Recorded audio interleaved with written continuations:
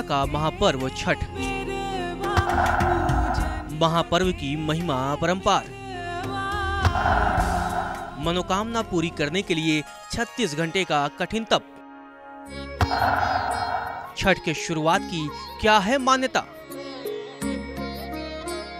4 दिनों के इस महापर्व की महिमा अपरंपार है। शुद्धता और शुचिता के इस त्योहार को लेकर कई तरह की मान्यताएं हैं।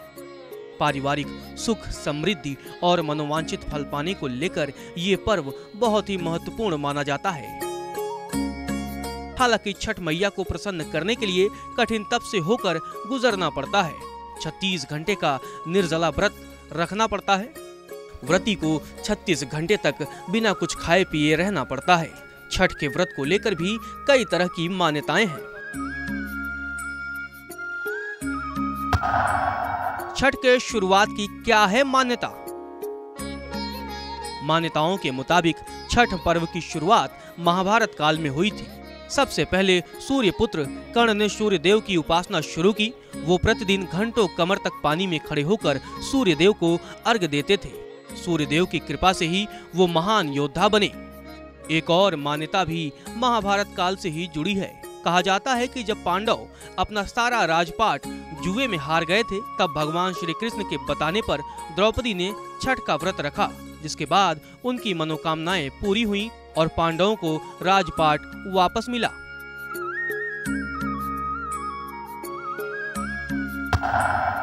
छत्तीस घंटे का निर्जला व्रत।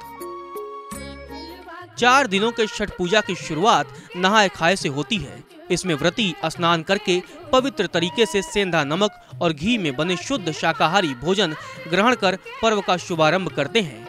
दूसरे दिन की पूजा को खरना कहा जाता है। इसमें व्रती दिन भर उपवास रखने के बाद गन्ने के रस में बने हुए चावल की खीर के साथ दूध, चावल का पिट्ठा और घी चुपड़ी रोटी प्रसाद चढ़ाते हैं और ग्रहण करते हैं, और फिर छठ पूजा संपन्न होने तक निर्जल निराहार रहते हैं।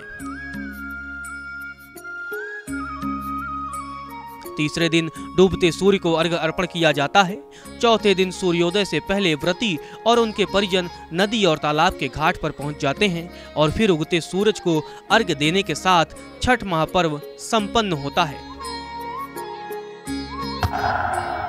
कितनी बहन हैं छठी मैया? पौराणिक कथाओं के अनुसार भगवान ब्रह्मा की मानस पुत्री और सूर्य देव की बहन है षष्ठी मैया। इस व्रत में षष्ठी मैया का पूजन किया जाता है, इसीलिए इसे छठ व्रत के नाम से भी जाना जाता है। पुराणों के मुताबिक ब्रह्मा जी ने सृष्टि रचने के लिए स्वयं को 2 भागों में बांट दिया, जिसमें दाहिने हिस्से में पुरुष और बाएं हिस्से में प्रकृति का रूप सामने आया। सृष्टि की अधिष्ठात्री प्रकृति देवी के एक अंश को देवसेना के नाम से भी जाना जाता है। प्रकृति का छठा अंश होने के कारण इन देवी माँ का एक प्रचलित नाम षष्ठी है, जिसे छठी मैया के नाम से भी जानते हैं।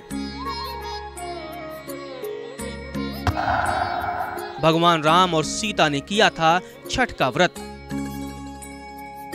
अवध के राजा राम और उनकी पत्नी माता सीता ने भी छठ का व्रत किया था। लंका पर विजय पाने के बाद राम राज्य की स्थापना के दिन कार्तिक शुक्ल षष्ठी को भगवान राम और माता सीता ने उपवास किया और सूर्य देव की पूजा की। सप्तमी को सूर्योदय के वक्त फिर से अनुष्ठान कर सूर्य देव से आशीर्वाद प्राप्त किया था। यही परंपरा अब तक चली आ रही है। सभी की मनोकामनाएं होती हैं पूरी। ये पर्व मूलतः सूर्य की आराधना का पर्व है। हिंदू देवी देवताओं में सूर्य ऐसे देवता हैं जिन्हें मूर्त रूप में देखा जा सकता है। शुद्ध मन से छठ पूजा करने से संतान प्राप्ति से लेकर बाकी सारी मनोकामनाओं के पूरी होने की मान्यता है। बिहार, झारखंड और पूर्वी यूपी से शुरू होकर अब ये पर्व न सिर्फ देश के दूसरे हिस्सों में बल्कि विदेशों में भी बड़े पैमाने पर मनाया जाने लगा है।